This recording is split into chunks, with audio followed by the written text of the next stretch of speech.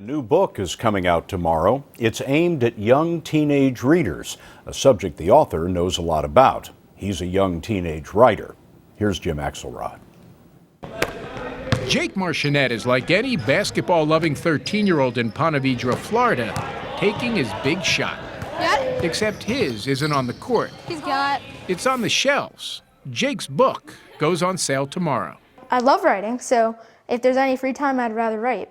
Just Jake is a humorous take on middle school life, culled from his own challenges as the new kid in town, trying not to be bullied. I only had one semi-friend. His name was Nick, and he occasionally sat with me at lunch. He's not the first author this young to publish, although he may be the first to do it this way. Just typed in on Google how to get a book published.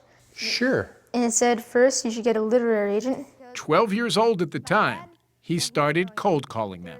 One time, there was this lady in San Francisco, and I called her up, and she just went on a rant in a way, how she's been getting calls, and that this isn't the way to do it. Like a lot of kids, Jake didn't listen so well to the rules. The next call was to Dan Lazar, who works for one of the top literary agencies in the world. My assistant, Tori, she walked in and she said, "There's a kid on the phone." I said, "Okay, tell him to email me." 10 minutes later, a sample was sitting in Lazar's inbox. I wrote back to him right away and I said, "I finished, I read it, it's great, can I give you a call?" He wrote back and goes, "Yes, sure, call me after lacrosse." Which led to a conversation that night most kids don't have with their moms. I just kind of shouted out, "Hey, Mom, can you come here? I have a contract for you to look at." I said, "What do you mean there's a contract?" He goes, "Yeah," he goes, "somebody's interested in the book." We were just freaking out. A month later, Jake had a book deal.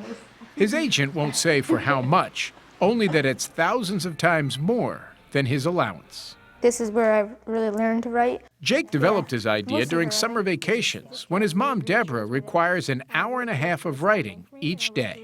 Were you writing more for you, or were you writing more for the kids your age who might read it? I was proud writing more for the kids my age who might read it, just to have them know that they're not the only ones going through this. And, it stinks, but it's going to get better. It definitely got better for this author, already at work on his sequel.